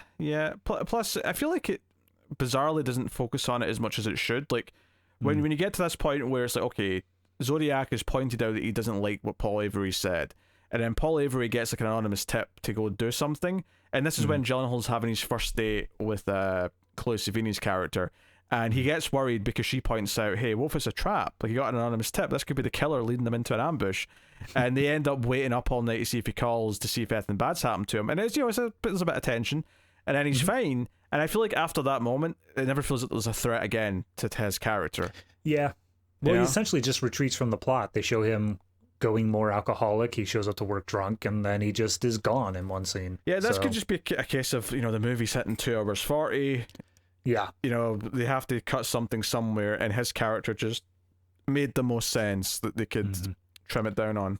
According to trivia, the shooting script on this film was 200 pages long. So translate that into 1 minute per page. Yeah, typically it's a minute per page. I mean, it varies a bit depending on what type of page it is, but that's 2 hours and 40 minutes? That's 3 hours and 20 minutes. 3 hours and 20 minutes, sorry. Yeah, so they definitely shut down a lot of stuff that didn't need to be there. Yeah. The director's cut is almost 3 full hours, so there's a good 20 plus minutes extra in that. I don't know if I ever saw the director's cut. I don't think I did. I think I've only ever seen the theatrical cut. This one's pretty beefy, though, so I'm not sure how much you could convince me to devote that extra time. I don't know if it needs it. It's a pretty compelling movie as it is. Look, I did both versions of Justice League. I don't trust director's cuts anymore. I mean, sometimes they're worth doing, but I don't think I've ever heard anyone say you got to see the director's cut of Zodiac. It completely, changes the experience. Because I think there was a time, especially in the 2000s, where putting out a longer cut to sell a second DVD version became a very common thing. Yeah. And so, like, my favorite one is always Gladiator, because there's an introduction from Ridley Scott at the start of Gladiator in that extended edition DVD where he basically says, yeah, the director's cut's the theatrical cut. That was the movie I made. I was proud of it, and the cuts I made for a reason. But some people are probably interested in a few extra scenes, so here's the extended version. And yeah, the pacing's worse than the extended cut. The theatrical cut is the better version, and that's basically what it sounded like. So you have to be able to go through the find which ones are worth it. But aren't there like 4 or 5 different cuts of Blade Runner? There is. That was one though where he did want to fix things, but yeah. Alien, the director's cut's basically just because the studio wanted a new version. The theatrical cut is the better one. Yeah, there's probably other examples, but yeah, fair enough. Yeah, Ridley Scott's definitely been tied to a lot of movies that have more than one cut. Luckily, we didn't have to do him this month. We instead got Fincher. That's true. So, yeah. So as far as other stuff here goes, I mean, Robert Graysmith as a character, we've kind of mentioned him a fair bit here, but he's introduced at the start as being this kind of fairly nice single dad who's like rushing his kid off to school. Obviously, when they get the threat about the Zodiac going after a school bus, he gets really nervous about putting his son on the school bus and like, you know what, I'm just going to drive him. I'll just take him in myself. Yeah. And they can't tell the public about this. They've been told not to by the police. So it is very much, we're in on a secret here, and like there's some guilt associated with that I think his character probably feels in the moment. I mean, it does eventually leak out, or I think eventually the cops say we do have to tell the public because it is something that is important for them to know. One thing with the Graysmith character is that, I mean, from a modern diagnoses, I would say that he has some level of autism or something like that, just the way that he acts. But of course, in the movie, they get a lot more slur with it, is the best way I could describe it. The R word is used a couple times, for sure. Yeah, and like they don't treat him as like an outcast or a pariah or anything, but they do treat him as weird. They do treat him as like, what in the hell is that guy doing, sort of thing.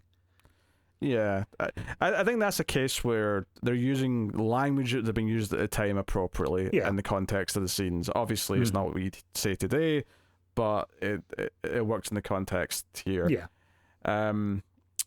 I think his character is intriguing, and it's one of those things where it works better because I know it's a real person that they're following on. Because I would probably say the movie itself doesn't really justify to me why he cares as much as he does. Yeah. I mean, I don't know. I kind of, from the beginning of the movie, he's obviously very interested in it. Even to the point where he's looking at the witness description of the people on the lake, and he sketches out what they were describing the Zodiac killer looks like. He's obviously interested in it. I do think it's just kind of the detriment to the character of how it's structured, in that we go through a good half this movie and we barely really check in on him. He's hearing the news as it comes out. We see him taking it in, but he's not able to act on any of it until an hour till the end. And it's, I think from a different standpoint, if it were actually like just a normally written screenplay rather than adapted to real life, he would be acting on this stuff constantly. From the first time he gets it, he would be trying to do these things. He would be the one that's solving some of the puzzles and cracking some of the codes, I think rather than random other people. The other stuff that kind of feels like, everything with his relationship with Chloe Sevigny to me feels, again, like it's born out of like being based on a real character, a real person, than it is about what makes most sense for the movie. Because part of me thinks that, would you just save a bit of time by having them just already be married at the start, even though that's not really what happened? Yeah. Like, obviously, yeah, there's some chemistry, and it is kind of cute that she wants to like wait up and see if Robert Downey Jr. is okay, on their first date. There does, it does humanize him a bit, so maybe there is some value there as far as like making you like him as a character. But of course, the rest of the movie is just kind of their relationship breaking down slowly. It kind of glosses over the happy period where they fell in love and had a kid of their own. I was gonna say, during that time skip, they got married, had a kid. They had the other kids there as well. It was a lot to it. I do love the one remark that's made here. Apparently, the only thing that Roger Graysmith said when shown the screenplay of this movie is, "Wow, I totally get why my wife divorced me now." That's pretty funny. All it says at the end about him is that he has a healthy relationship with his children.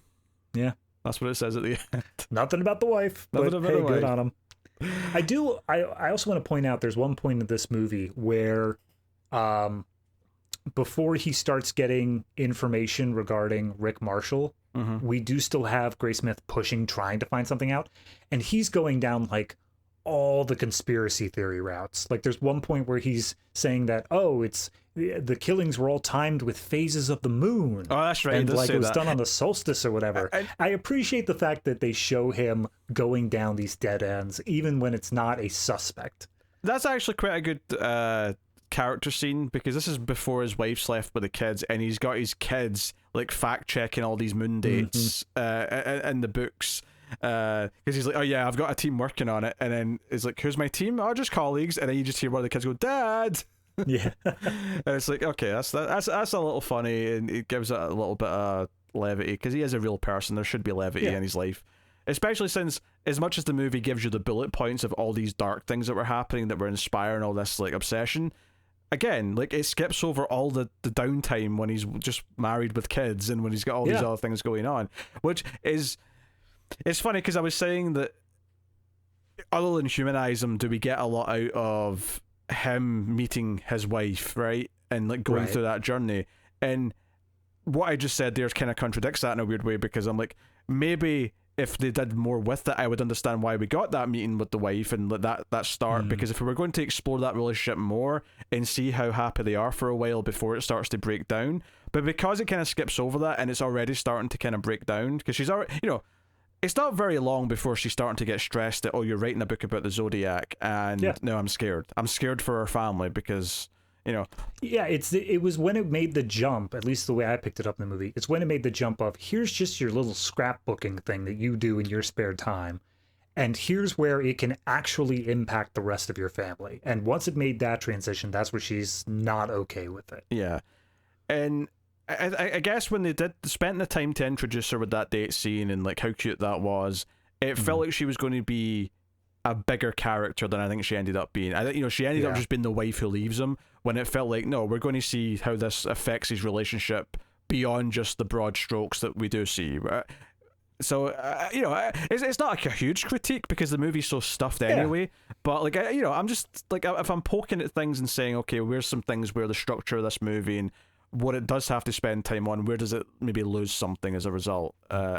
There was a sequence where right after he got done with essentially his horror movie scene of meeting the guy down in his basement with the movie posters, he gets back home and his wife has taken the kids and gone to her mom's house, and it says don't call, and he gets home. He thinks something has happened to his family, obviously, because they've all just disappeared from the house, until he sees the note. But then as soon as he sees the note, the scene just cuts to him interviewing the sister in the jail, who says that the name was Lee. And it doesn't feel like there is any real fallout to her having taken the kids. In fact, she shows up maybe 2 or 3 scenes later and gets him copies of Arthur Lee Allen's driver's license.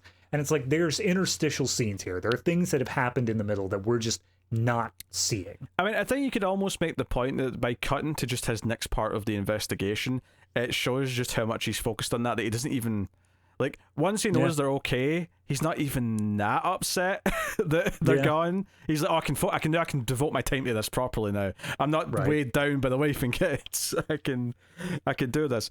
The license plate's a big deal. Oh, not the license plate, sorry, the driver's license is a big deal, because one of the bits of evidence that comes up. So let's go back a little bit to when the Zodiac apparently requested to talk to a lawyer via a TV show, right? Mm-hmm. And this lawyer, turns out he's a famous lawyer. I googled him because they mentioned he was in Star Trek, so he did a bit of acting. But he he was an advisor to JFK or something like that. He had some big profile things. And Brian Cox plays him in the movie, and they do this whole thing where they try to trace the call, and it's it's 1969 or whatever, so technology is what it is. And they're trying to do all this, and it turns out later that this isn't the real Zodiac who's on the call, right? Because and he sounds different to us. I think you can sort of tell that he's this is someone different.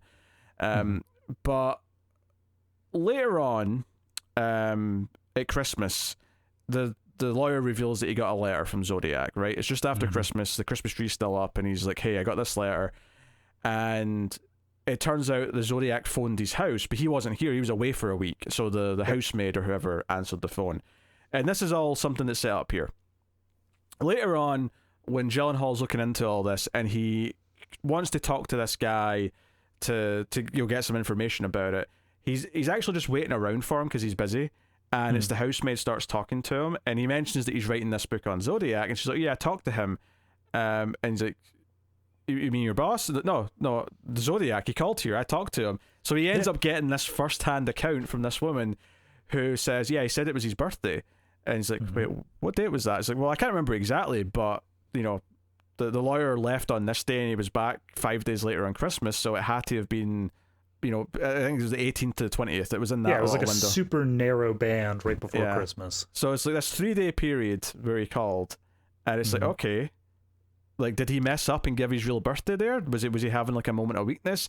And sure enough, when we get Alan's date of birth, it falls exactly in that time period. Yeah, but it's also worth noting that this information is found very early into his Rick Marshall investigation. And so when he talks to people, he just files it away because it doesn't fit the narrative. He's like, oh, he probably was just lying. He was probably just making something up. Yeah.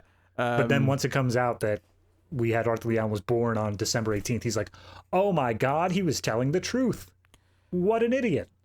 Yeah, and it really does paint the idea that Zodiac was begging for attention, and maybe he was like depressed at Christmas and was calling this lawyer and, said something he shouldn't have done. There was, if we're talking in that other thing of things he shouldn't have done, I think one of the biggest points to bring up is his, I guess it was coworker, brother-in-law, whatever the relation was, where he just told him everything.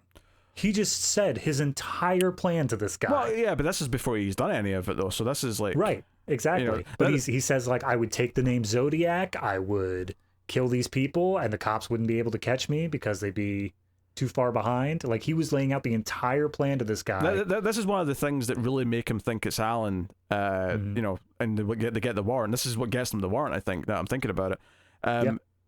And they say, wait, why, he's coming forward with all this now, and it's, at this point it's been like 2 years into the investigation, and like, why didn't we know about this? And it's like, no, he did call in. There's a record of him calling his local station, and they just kind of didn't take it seriously, or they filled it away and it got lost in the shuffle. Infuriating. Like, if they actually got that at the time, as soon as he called it in, like, the difference it could have made, they could have got a warrant before they talked to Alan, and he wouldn't have gotten rid of his evidence. It might have completely solved the case at the point. It's very interesting. It's almost funny though, because we have a scene in this where these characters are watching Dirty Harry and they're mad about how it's representing the fictionalized version of Zodiac. I just want to see a scene in real life of all the real people still alive watching Zodiac for the first time and how they're reacting. Oh yeah, like, are they as mad at the system as we are watching it? So, things like that. I mean, it's also one of those things where I'm sure that Fincher has gone through and he's pulled a Graysmith. He has collated all this evidence together. He's gotten it all into one strict narrative. So I wonder how many of the people who are actually alive watching this didn't know a certain aspect happened, and they're like, wait a minute, you had that the whole time? God damn it. That's possible. I mean, obviously, Ruffalo's character has those moments when Gyllenhaal tells him stuff towards the end in the diner, but if you think about all the characters who kind of had already, like, distanced themselves, like his partner, for example, who'd already, like, not quit, but he'd transferred to a different department, like, he probably, didn't know a lot of stuff that had come up after he was done with it, and maybe he talked to Ruffalo's character as a friend and got just, like, told casually some of this stuff, but it's entirely possible that if he's still alive in 2007 when the movie comes out, that he sees the movie and is like, wait a minute, I didn't know this part. That is entirely possible. The collation of information is probably the biggest thing in this movie that feels like it's like a warning of, more than anything else. Yeah. So I mean, that's I think one of the, because it's a biopic, it's hard to come across like a central theme, a central point that it's trying to get across. But I do think that one of the things that it is very definitively saying is, no, people need to work together to solve these things. People need to be actively trying to help each other. And when stuff falls through the cracks, like they were saying with the brother-in-law reporting Arthur, that's the sort of thing that if they had more manpower, if they had more attention to detail sort of thing, and they were able to keep an eye on these things, it wouldn't have fallen through the cracks. It would have been something that this could have been solved decades earlier. Yeah. I mean, the brother-in-law thing's interesting because they go and talk to him again with his wife, who's Arthur's sister. And they say, yeah, we don't really see him anymore because of the whole, pedophile thing. And I'm like, fair enough, So it's a good enough reason to cut ties. But yeah, like, like she even doesn't seem surprised, or at the very least, she feels quite accepting that, yeah, my brother might be this guy. Like, this feels... Well, the whole reason they get the warrant is because they ask the sister specifically, they're like, or no, the sister asks his therapist, and despite the fact that he is unable to give too much information, she directly asks, could he have killed somebody? Is he of that mental state? And the therapist says, yeah. And that's what kind of leads them down the path of being able to get a warrant to his place. Yeah. Yeah, it's an examination of, like, basically why we didn't solve this at the time. It's an examination of, like, why things didn't come together. And, yeah, it has that, like, the reason why I think a lot of people like these true crime, in the 90s and 2000s, you had FBI files, forensic files, all these things, which were all about going to, say, the cold cases, or even just examining how they caught killers in modern times relative to the time. And I think the thing, there's like a macabre fascination with it. Obviously it's a very popular genre. I've never been into like actual true crime documentaries by any means, but there is kind of an eeriness of like, okay, this guy did this, and he almost became kind of like a myth because he didn't get caught. Right? There's almost that quality to him where, and it's even pointed out in the movie. Robert Downey Jr. When Jake Gyllenhaal goes to see him to try and convince him to write the book, and this is basically, we see him like once after this, like watching TV in a bar, but this is effectively Downey Jr.'s last proper scene. And he says like more people die like on this one interstate like a year than this Zodiac is killed in his entire career of being a killer. Like, it's not, and the scale of victims, it's not actually that high. It reminds me a little bit of Halloween 2018. There's a line in it where someone says, I mean, is this Michael Myers guy really that big a deal? He killed like 5 people with a knife in 1978. Like, there's mass shootings constantly now that are far more brutal. But I think something like Zodiac proves that there is kind of a mystique to the method, and it almost feel like a character in the persona that he wanted to portray. But from a examination point of view, and you sort of think about it critically, you look at him and go, yeah, this is someone who is disturbed, who wants to present this character. And sadly, he kind of got what he wanted. He did build this mystique around who he was. He built this... Oh, yeah. Yeah, that was the first scene when they get the letter from Zodiac with the cryptic, like the code in there. He sends it out to 3 different places, and immediately the publishers of the newspapers are basically saying, like, can we publish? Are we, like... They are basically trying to balance their ethics and morals of, we shouldn't be giving this guy what he wants, and this is news. So at what point do they do that? And they basically conference with all the other papers and say, like, okay, we'll put it in, but we'll put it on, like, page 4. Yeah. Like, that way we're not as responsible as someone who puts it on page 1. Which is a very cynical thing to say. Right. But I think, yeah, this comes into a conversation about killers and stuff where I think there's a general belief now that we shouldn't, like, glamorize them, in the sense that, there's definitely been a time period where, like, there's too much of a focus on them instead of the victims, and as a result, it almost inspires other people who are, capable of doing such a thing because they think they can reach that same level of infamy. It's definitely a more accepted belief now that no, you shouldn't put their face everywhere. You shouldn't make them like a dark celebrity, if you will, because it just kind of inspires more to do the same. And I think this is, I guess, one of the earliest examples of someone trying to actually intentionally build their public persona, their profile like this. And it's maybe the only example of it being this blatant and successful that obviously I can think of, but then again, I'm no expert in all this true crime stuff. Yeah, no, I mean, I'm same here. I'm not huge into true crime. I do think the difference here with other ones, they already have the names out there. They want to be famous for the people that they already are.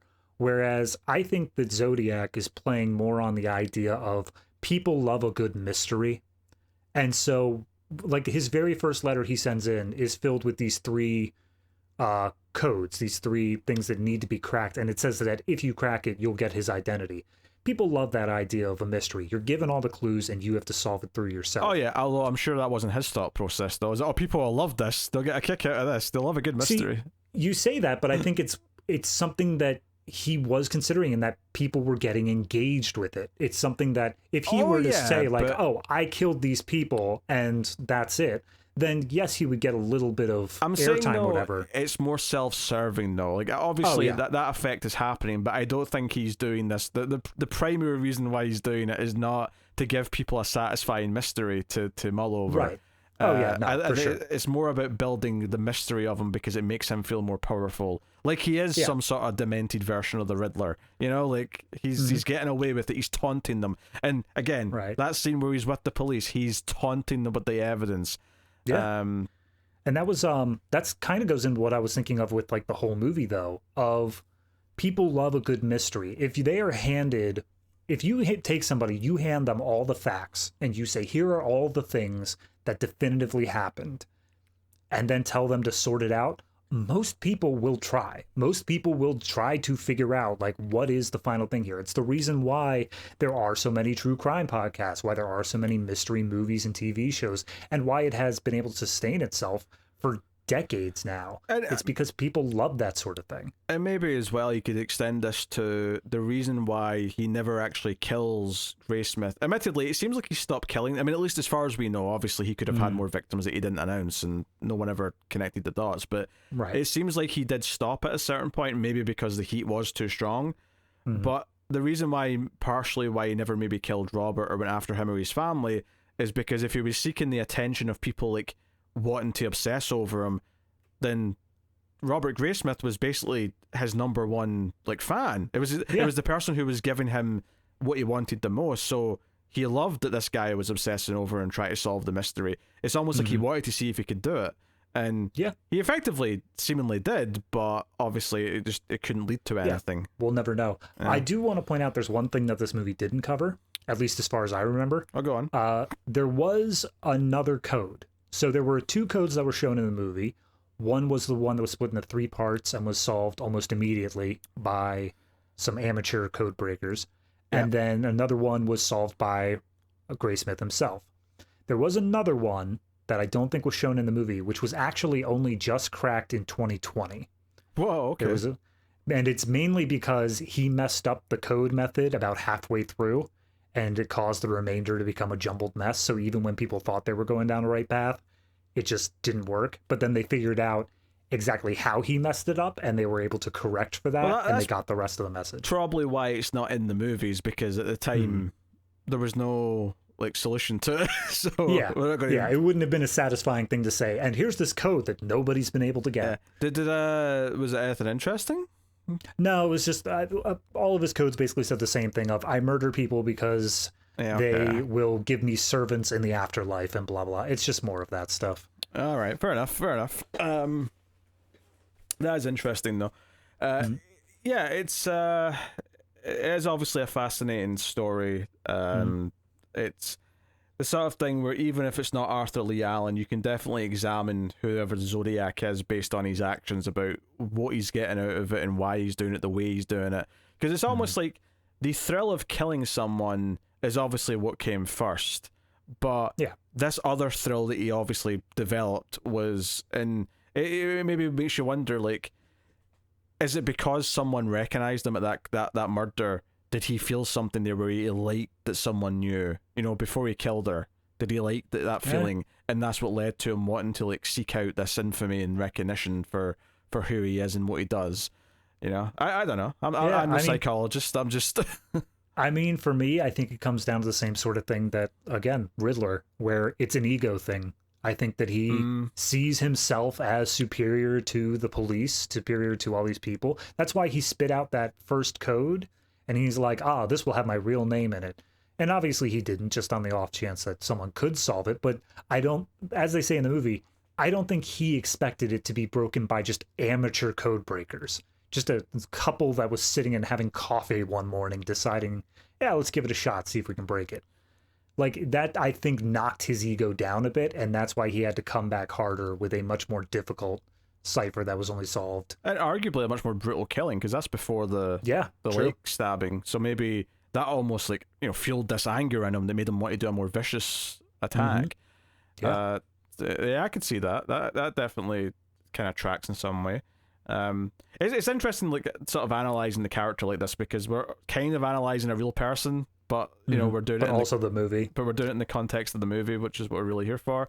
It's why talking about movies based on true stories is always a bit weird, because you're like, I'm analyzing it in the context of a movie, but it also probably applies to the person, and I don't necessarily want to make big, broad psychological, because I can analyze movies. I analyze characters. The fact that it can also relate to a real person is fine, but I want to make it clear that at no point when I'm talking about a movie like this am I trying to solve or analyze the real people. Like, I'm not. I'm just not. See, that's I make that same decision here. If you have to analyze it with the movie specifically, because I've watched a bunch of different, like, not documentaries, but these sort of movies where it's the light fictionalization applied to a narrative of American founding fathers, and depending on which ones you watch, like, maybe Thomas Jefferson was a saint that, like, was great at everything. Maybe he was the worst man ever, but it depends on which one you're watching that you're going to get that version out.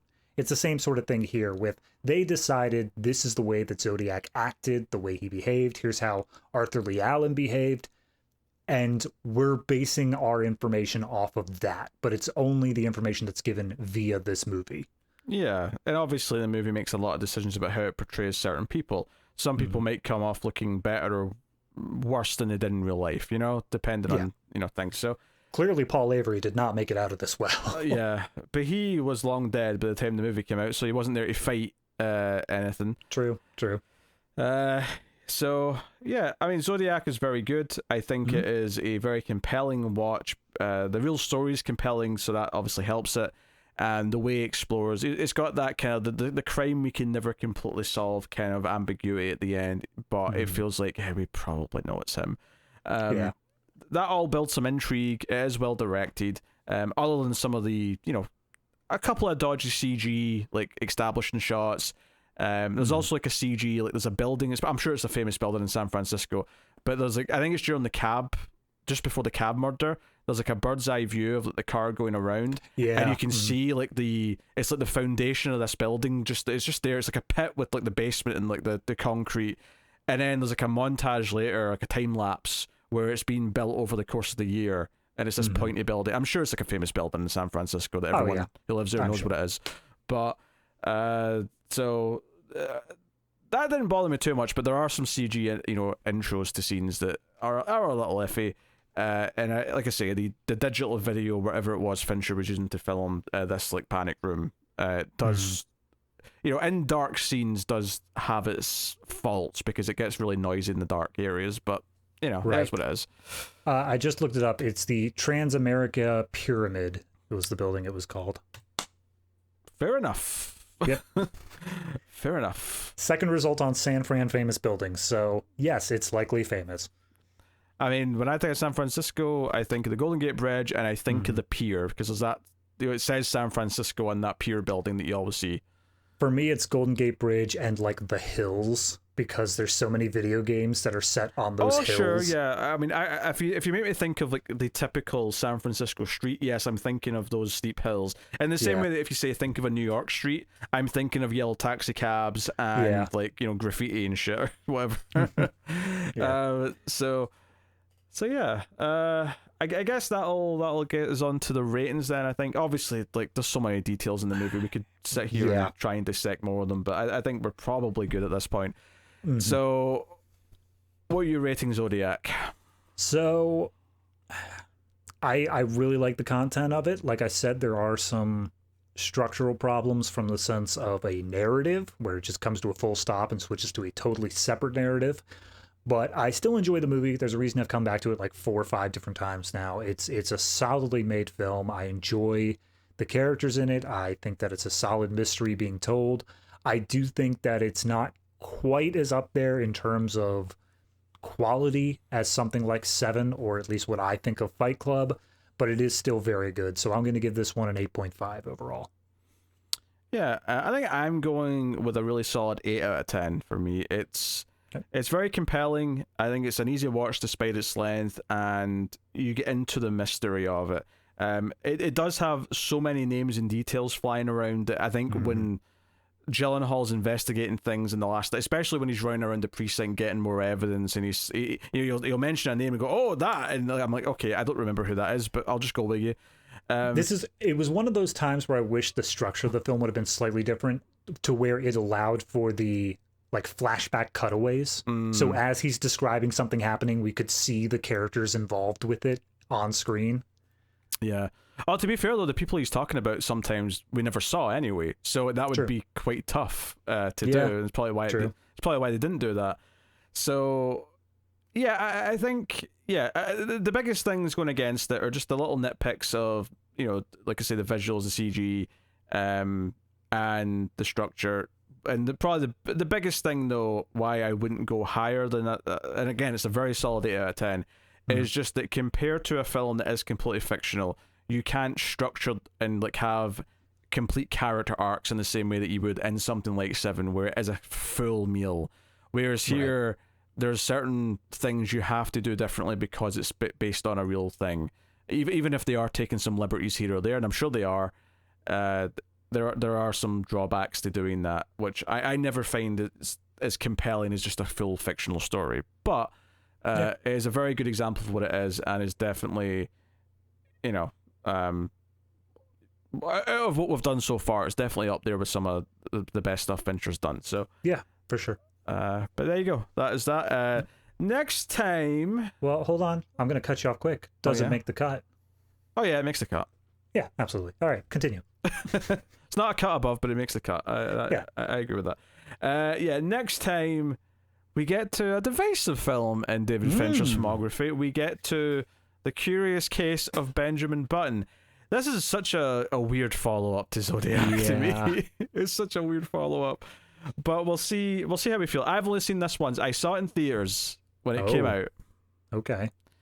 I watched what I believe was the first 20 minutes, and then I just bailed. I just wasn't interested. And I think isn't it one of the ones that has like a really long runtime? I think it is. Isn't it one of the long? I think it's long. So for what it was probably just a thing where I was like, you know, I have better things to do today than watch naked old Brad Pitt baby.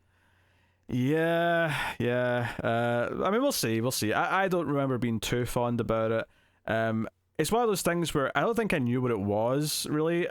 Obviously, I knew who Fincher was, but I think it was basically just friends were going to the movies. I was like, okay, yeah, I'll go with you.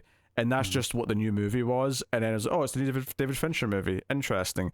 And then I saw the movie and was like, okay, that was some choices. Well, that happened. So we'll see how it holds up.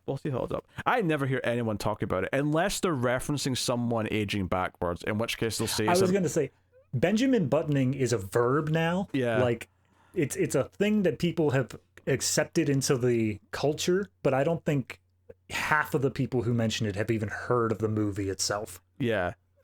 It's funny because it's kind of like the character version of Memento, right? You know, Memento is a movie that goes backwards. Benjamin Button's a person that goes backwards. Yeah, that's fair. And we did Memento already, so again, things coming full circle. Isn't that nice? So yes, that's next time. And of course, I have to mention the bonus content that you can get over at patreon.com/MailFuzzTV. You get a bonus show every month. There's two. There's one that you get at $3 and up, and then you can get the second one if you're $5 and up. So you get the bonus episode at $3 and up, although that's switching to the Criterion show soon. But either way, you get a bonus show at that tier.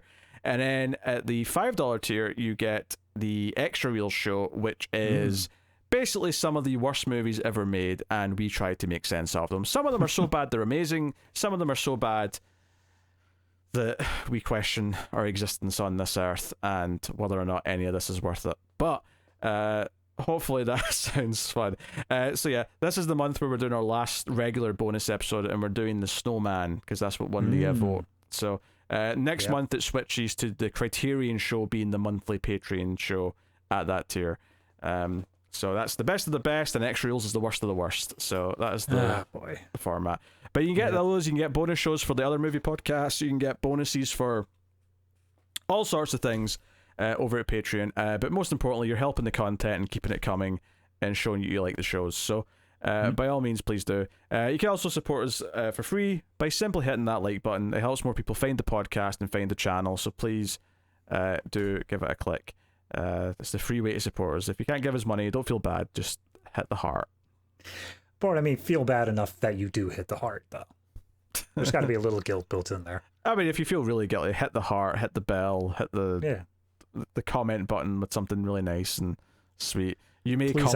I'd really like to eat this week, if you could. I mean, I don't want to trouble you, but by all means, you know, pucker up.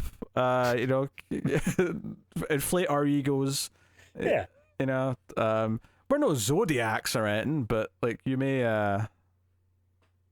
you know, make us feel at least a little bit like a mastermind. Oh, okay. That's what you're going for. I was like, how are we about to equate ourselves with a serial killer in a way that comes out positive? I don't know.